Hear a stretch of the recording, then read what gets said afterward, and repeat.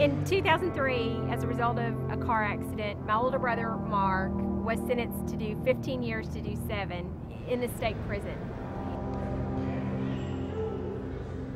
I didn't know what to do, but the first thought I had was I need to get my brother in touch with a prison chaplain because my brother was a believer.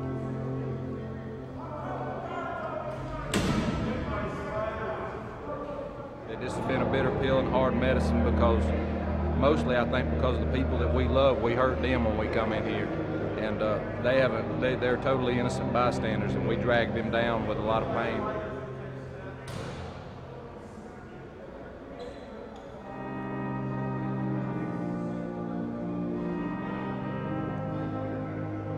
I think the hardest part about being in prison is being away from family members and loved ones, not having that interaction like I was on the street.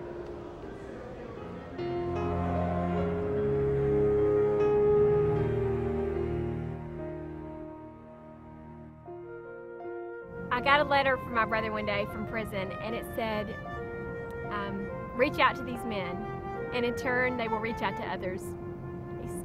And that was my call. I knew right then I had to do something to get inside the prisons and to minister to the men and women in prison.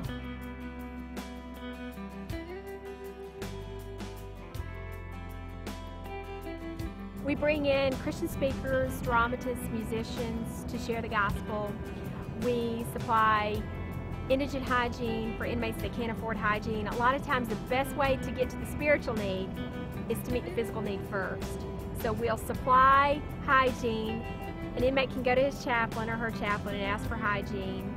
And that puts him in front of a chaplain, and the chaplain has the opportunity to share Christ. One of my favorite stories is a Muslim came to accept Christ because somebody gave him hygiene, because he went back to thank the Christian chaplain.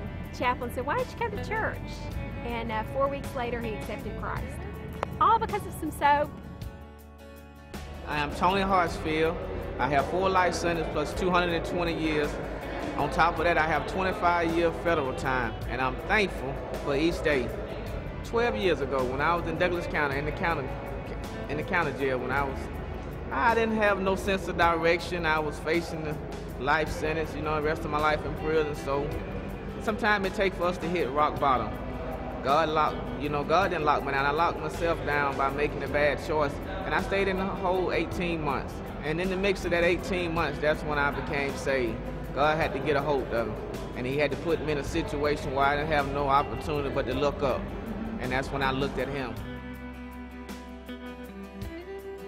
We do Christmas packages in several prisons where we go in and we bring goodie bags essentially with snack items and hygiene items. And I got a thank you note from a guy we call Bullet Head. I don't know why they call him Bullet Head. But anyway, Bullet wrote a note and he said, I thank God your brother went to prison. Because of that, I'm saved. He had come to know Christ at one of our programs, our very first concert we'd ever done. And I just think his life has changed for eternity. And if we close the doors and do nothing else, we made a difference in that one life. Faith has been an ignored component in the Department of Corrections for many years.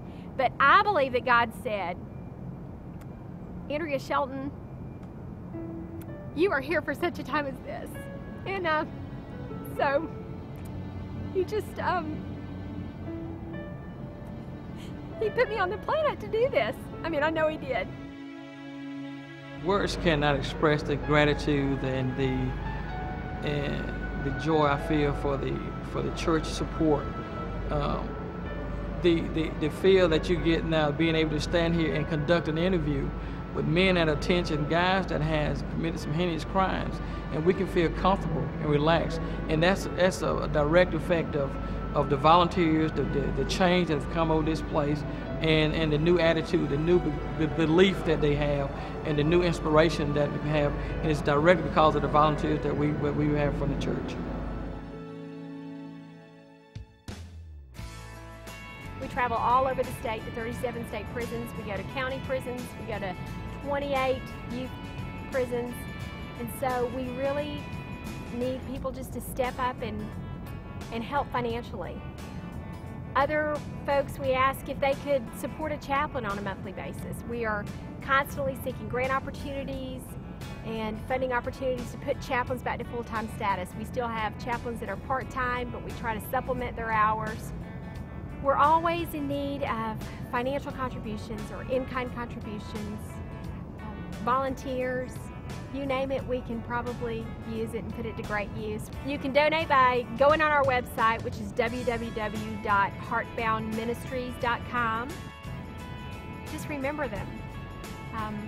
Remember that there are those in prison that are Christians, and there are those that are not. And really, prison is just a microcosm of the free world. They're a lot like us. They have the same need. They have the need to know Jesus Christ.